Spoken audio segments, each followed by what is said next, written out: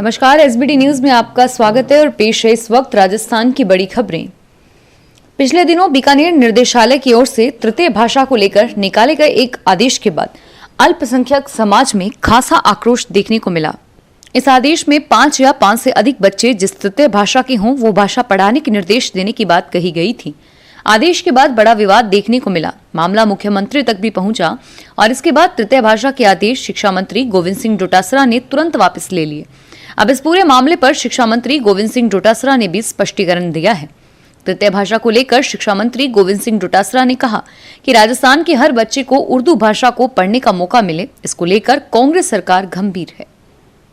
Corona काल में कोटा शहर में प्लाज्मा थेरेपी कोरोना मरीजों के लिए संजीवनी बनी है। कोरोना पॉजिटिव मरीजों को प्लाज्मा चढ़ाने के बाद 80% रिकवर हो गए हैं। यह कोरोना मरीजों के लिए वरदान साबित हुई है, जबकि 20% मरीज अति गंभीर स्थिति में होने के कारण रिकवर नहीं हो सके। कोटा मेडिकल कॉलेज के अनुसार कोटा में अब तक 568 यूनिट प्लाज्मा कलेक्शन हो चुका है और इनमें से 562 मरीजों को प्लाज्मा चढ़ाया जा चुका है। इनमें से 220 कम गंभीर मरीजों को प्लाज्मा चढ़ाया गया और इनमें से 80% मरीज रिकवर हो चुके हैं, जबकि 100 अति गंभीर मरीज को प्लाज्मा चढ़ाया गया और इनमें से भी 30% मरीज रिकवर हो गए। दिवाली की छुट्टियों के बाद राजस्थान के सरकारी और निजी कॉलेज एवं विश्वविद्यालयों में बुधवार को शैक्षिक प्रशासनिक कामकाज शुरू होगा। ऑफलाइन कक्षाओं पर स्थिति साफ नहीं है। राजभवन और कॉलेज शिक्षा निर्देशालय के आदेशानुसार विश्वविद्यालय कॉलेज में 9 से 16 नवंबर तक दिवाली की छुट्टियां रही। मंगलवार से उच्च तकनीकी और अन्य संस्थान खुलने थे, लेकिन सामाजिक न्याय एवं अधिकारिता मंत्री मास्टर भंवर लाल की मृत्यु के चलते राजकीय अवकाश रहा। संस्थानों में फिलहाल ऑनलाइन कक्षाएं चलेंगी।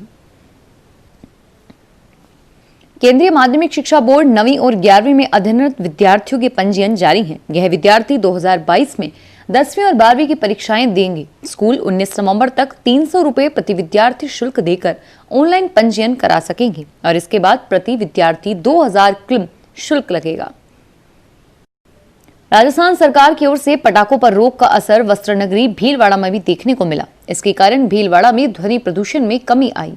शहर में प्रदूषण नापने के लिए राजस्थान राज्य प्रदूषण नियंत्रण मंडल ने 2 स्थानों आजाद नगर आवासीय क्षेत्र और कुंभा सर्किल व्यवसायिक क्षेत्र में 2 जांच मशीनें लगाई और इस बार आतिशबाजी रोक दी थी, लेकिन फिर भी आतिशबाजी होने के कारण पिछले वर्ष जहां कुंभा सर्किल पर ध्वनि प्रदूषण का आंकड़ा 75.95% था, वह इस साल 75.24% रहा। भीलवाड़ा जिले में पंचायती राज संस्थाओं के चुनाव के प्रथम चरण का मतदान 23 नवंबर को होगा।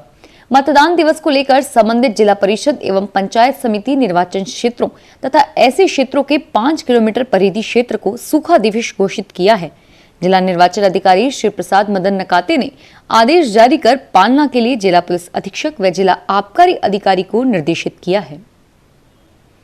सीबीएसई की काउंसलिंग सेवा जनवरी से शुरू होगी। 10वीं और 12वीं के विद्यार्थियों को विशेषज्ञ परीक्षा की तैयारी, करियर के अलावा कोरोना संक्रमण के दौरान खान-पान, सोशल डिस्टेंसिंग, योग, व्यायाम और अन्य सलाह भी दी जाएगी।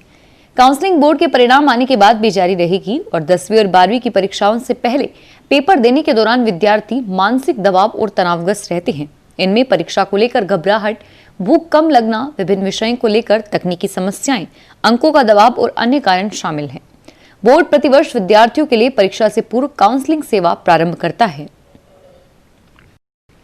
राजस्थान के कैबिनेट मंत्री मास्टर भंवर लाल मेघवाल का आज चूरू जिले के सुजानगढ़ में अंतिम संस्कार कर दिया गया। कई महीनों की बीमारी के बाद मास्टर भंवर लाल का कल निधन हो गया था। आज सुबह उनका शव उनके निवास पर अंतिम दर्शनों के लिए रखा गया और इस मौके पर हजारों लोगों ने उन्हें श्रद्धासुमन अर्पित किए। उदयपुर के जिला कलेक्टर चेतन देवड़ा कोरोना पॉजिटिव हो गए हैं और हाल ही में उनका कोरोना टेस्ट किया गया, जिसकी रिपोर्ट आज पॉजिटिव आई और उनका उपचार किया जा रहा है।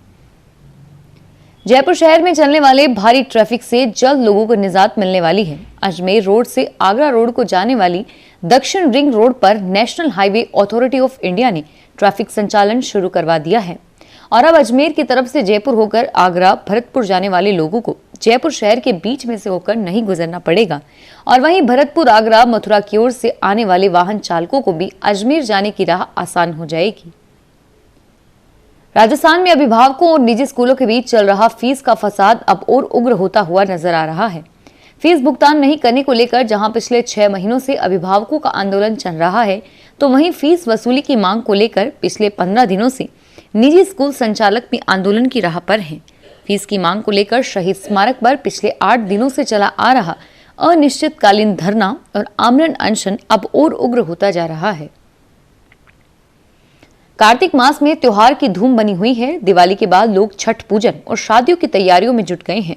नवंबर अंत तक कई त्योहार, व्रत, उपवास और अन्य धर्मों के कार्यक्रम चलेंगे। डाला छठ पूजन की तैयारियां तेज हो गई है और इसके तहत महिलाएं अस्त होते और उगते सूरज को अर्घ देंगी। कोरोना संक्रमण के चलते सामूहिक कार्यक्रम होने मुश्किल हैं। 4 महीने देवशयन के बाद कार्तिक एकादशी से वैवाहिक कार्यक्रमों की शुरुआत होगी। देवउठनी 11 अर्थात 25 नवंबर से शहर में बैंड बाजे और शहनाइयां गूंजेगी।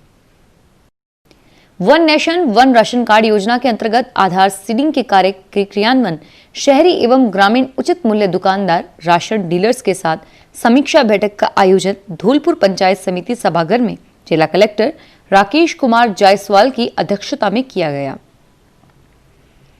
उन्होंने कहा कि ग्रामीण क्षेत्रों तथा शहरी क्षेत्रों के लिए उचित मूल्य दुकानदार, राशन डीलर्स को सूचीवाइज आधार सीडिंग से वंचितों का ब्यौरा रखने के निर्देश देते हुए कहा कि राजकार्य में लापरवाही करने के लिए एफआईआर दर्ज करवाई जाएगी।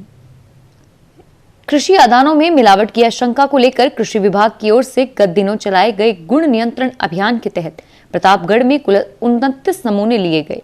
इन नमूनों को जांच के लिए लैब में भिजवाया गया और वहां से रिपोर्ट आने के बाद कार्रवाई की जाएगी।